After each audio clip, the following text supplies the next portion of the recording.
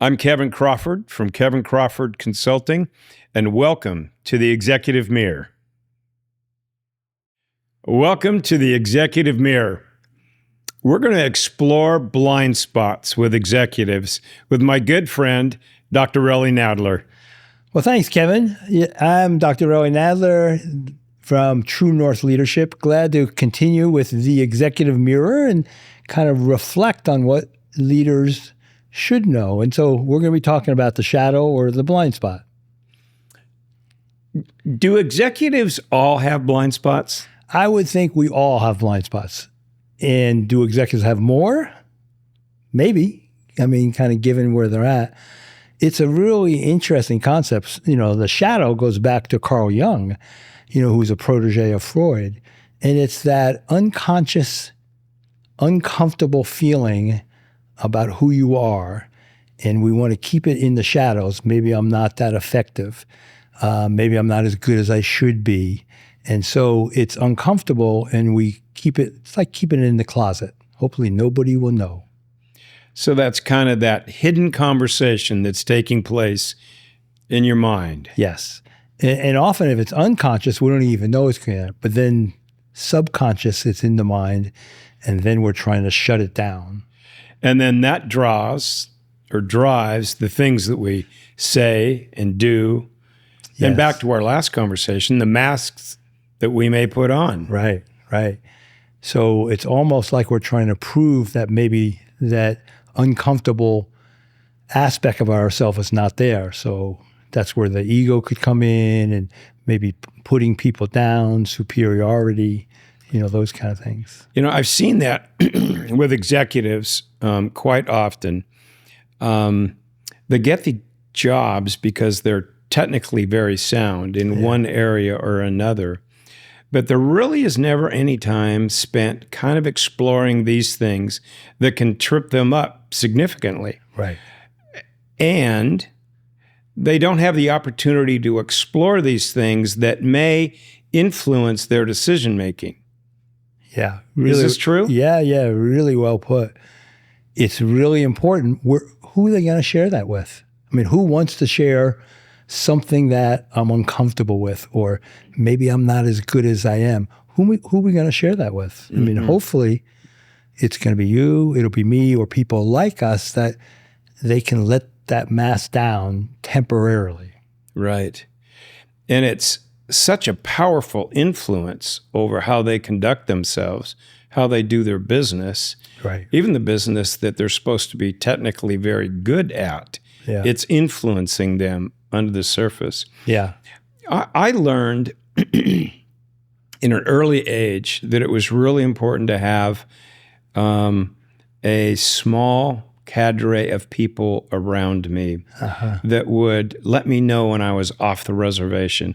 And that's how I would term it. But it was exposing my blind spots. Yeah. It was people that I could really think out loud with. Yeah. And they can't think out loud with anybody in the C-suite.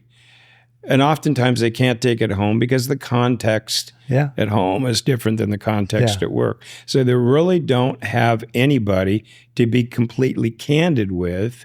Yep. And the voice inside their head that's bouncing around is giving a lot of mixed messages. So the importance of having somebody like yourself, somebody like myself, to just sit knee-to-knee with them and, as you often say, put it all on the table is critical. Yeah.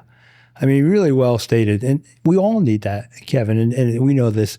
Who are we? We're a thinking partner with them and for them. It's all their thoughts. What's the challenge? What's getting in the way? What's keeping them up at night? All these things that we would ask them. And they take a deep breath and they go, well, here's kind of the issue. And so we unpack that, but hopefully give them a direction or maybe some actions that they can prioritize and move forward. Really, why is there such a stigma around such things? The technical side of the job, right? What you're producing, gets all the time and attention, and the numbers, the quarterly numbers get all the attention. And at the same time, this part of how an executive comports themselves and comports their thoughts, gets no attention. But in every case that I've been involved in, it has affected positively the bottom line. Yeah. But yet it's just this untouchable subject. And I think it's getting more so. So, you know, both of us are fans of emotional intelligence, and it really talks about it's probably the key success factor when compared to techno expertise, like you just said, how smart someone is, and then emotional intelligence. So if you look at these three factors, emotional intelligence, depending on the research, is anywhere as an important variable, 50 to 80, 90%. Everybody is already smart, so that's an equalizer. You know, if someone has 2 extra IQ points, they try to show you that they do, but it's not a differentiator. Techno expertise, I'm sure you saw in your career, same for me, you're not doing what you got hired to do years ago. Now you're leading people, and that is this idea of emotional intelligence. What do you know about yourself? How do you manage yourself? What do you know about others? How do you manage others? And really, you can get evaluated on that, and there's skills to develop those areas. My observation has been the higher up you go, the higher you promote, the less technical it becomes and the more social it becomes. Right. But yet we don't analyze or test for any of that. And I suppose that's where the Peter principle came from. Yeah. Go to your highest level of incompetence. Yeah. Unfortunately. Yeah. Well, the good news, I think, that what you and I were able to do, one, you can test for some of these dynamics with emotional intelligence. There's a lot of assessments that we could use. And then, so what do? How do you pinpoint which ones, whether it's communication, whether it's influence, whether it's dealing with conflict or managing yourself, kind of the well-being? How do you bring your best? All those are on the table. You know, I like to hear you say that because oftentimes we bring instruments in to test where people are. Right. But oftentimes that just labels where they are at this moment in time with an expectation that we're all going to deal with people a little bit different, knowing, you know, how they fundamentally think. Right. But this notion that you just touched on of growing past that and becoming more emotionally intelligent is really important.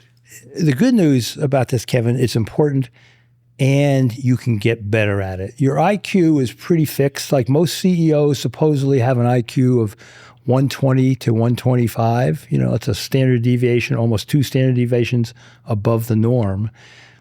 You have what you got.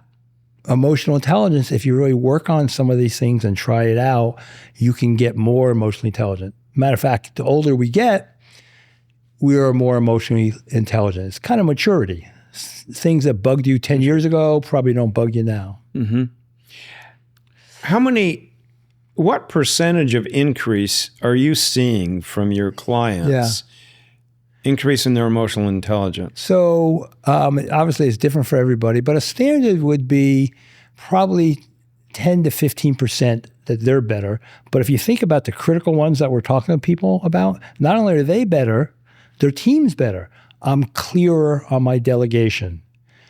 I know my people and I'm doing a good job growing them and coaching them. And so if you took that 10 to 15% and you put that on each of the individuals that are part of the executive team, you know, that's a huge payoff to return on investment.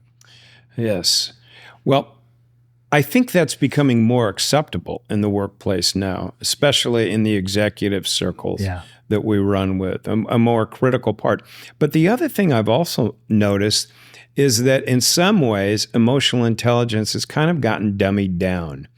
I think everybody thinks they understand emotional intelligence, but it's a little bit more complicated than we think. Yeah. And the big power for me in it all is being able to develop the skills to look inside. As I say, reverse the eyeballs and look back inside as to what you're thinking, because you can't manage yourself effectively unless you really understand how you're thinking. True. And I think in your book, you talk a lot about, you know, thinking and really talking about their thinking. That's one of the key things for an executive. Are they clear about what they're thinking? And then how do they communicate it? In a simple terms, what I thought about, at least for me, and I'm sure it's true for you, we help people think better, clearer. We help people identify what they are feeling. Is it getting in the way, or what am I supposed to do with it? And then how do they better communicate? I mean, the big three, thinking, feeling, communicating, that's what we do every day. Right, right. Any organization would be best served by understanding those three things, wouldn't they? Yeah. Yes. And I think I love when you talk about kind of self-awareness. We both are advocates. It starts with the self. That's the executive mirror, is looking in yourself and say, okay, where am I? Some of the research is showing 90 to 95% of us think we're self-aware. So if you were to ask me, hey, Ro, are you self-aware? Oh, yeah, I think I'm self-aware. When they've done research, it's more like 10 or 15%. This is out of a study of 5,000 people. 10 or 15% are really self-aware. So we all think we are, but it's these blind spots like we talked about, the shadow. We don't even know and see it, and others see it. And so that's why sometimes getting information from other people about the executive can shed light, I'm using that word, shed light for the shadow, about what they can't see. An executive a number of years ago called me. He was very successful, but he said, I know I have blind spots. Yeah. And I can't afford to have blind spots. And I want to put you on a retainer to expose my blind spots.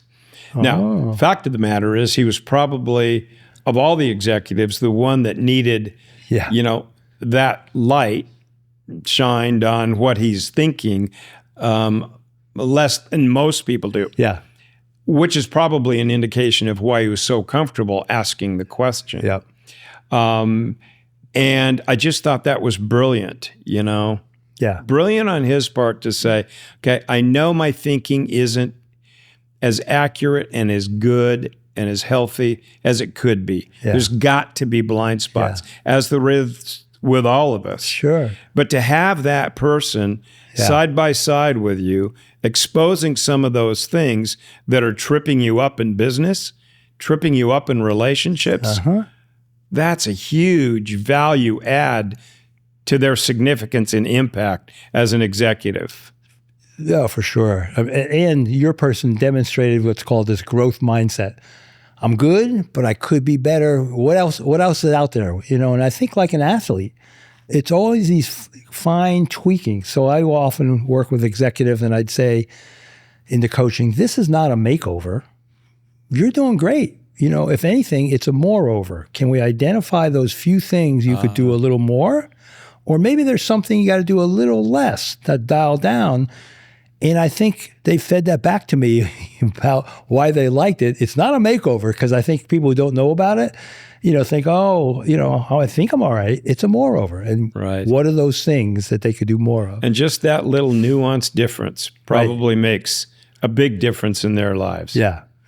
Well, Rella, as always, it's a pleasure to talk to you. And we're going to do this again. We're going to do it again. On Executive Mirror. Thanks, Kevin. Love it. Okay. Take care. For more information, contact Kevin, CrawfordConsulting.com.